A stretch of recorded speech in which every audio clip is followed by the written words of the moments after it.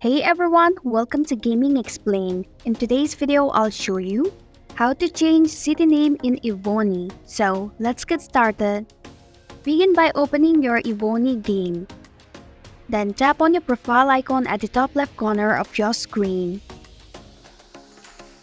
Simply tap on your displayed level and your city name.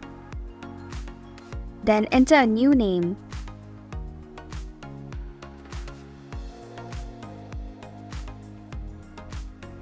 Once you're done, tap on OK button. And then tap on Change button.